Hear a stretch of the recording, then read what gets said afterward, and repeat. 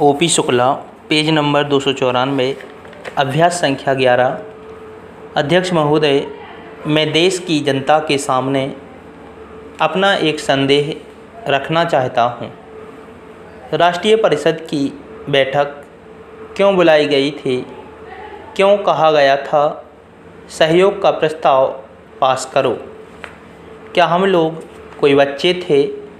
क्या हमारे मन में यह लालसा थी कि किसी प्रधानमंत्री के दरवाजे पर हमारे सहयोग की भीख स्वीकार कर ली जाए?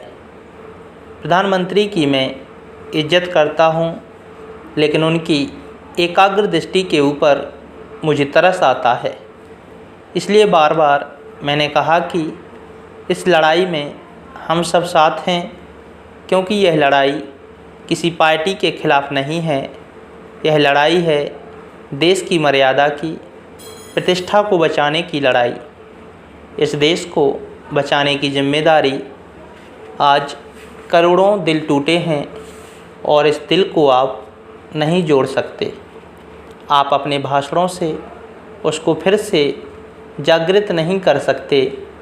1.5 करोड़ सिखों के साथ जब कुछ हुआ था, तब भी मैंने कहा था मत करो इस काम को। उस समय हमारा बड़ा उपहास हुआ था, बड़ी कटु आलोचना हुई थी। इतिहास इसका गवाह है। क्या हो रहा है आज पंजाब में? क्या उसको आपने सेना के बल पर दबा दिया? 15 करोड़ मुसलमान जो भारत में हैं, ये सब अरब से नहीं आए, हमारे ही घर के लोग हैं। क्या इनको दबा लोगे? इनको अरब सागर में ले जाकर डुबा दोगे? कोई नहीं जाता है। पंजाब और कश्मीर में चुनौती को स्वीकार करने के लिए, चुनौती देने के लिए जाते हैं।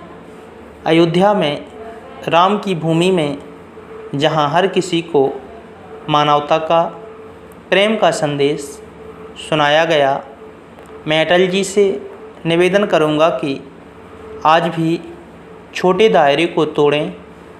जो पश्चाताप उनके दिल में उस दिन था जब उन्होंने इंडिया एब्रॉड को बयान दिया था।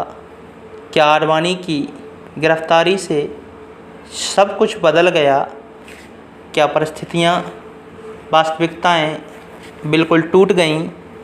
क्या आपकी मर्यादाएं उस दिन बिखर गईं? प्रदेश को बनाना होगा। कई गिरफ्तारियां होती हैं, कई बार लोगों के साथ ज़्यादतियां होती हैं। उन ज़्यादतियों से जो किसी एक नामाकूल आदमी की हरकत से होती हैं, उसके लिए क्या देश के ऊपर इतनी बड़ी लांछना लगाने के लिए तैयार हैं कि सारी दुनिया आज कहे कि भारत में धार्मिक आज़ादी मिटाने की कोशिश हो रही है?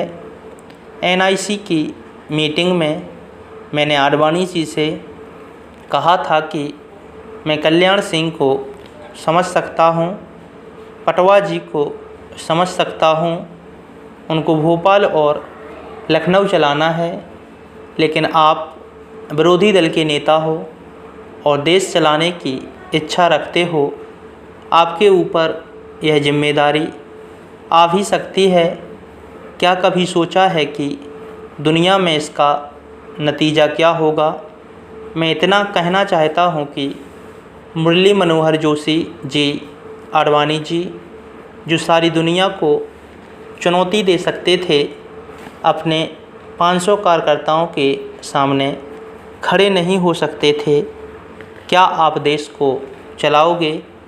क्या आप राष्ट्र को इस कठिन समस्या से निकालोगे? इतिहास बड़ा कठोर, निर्णायक होता है। वह किसी को क्षमा नहीं करता। देर लग सकती है, लेकिन वह निर्णय करके रहेगा।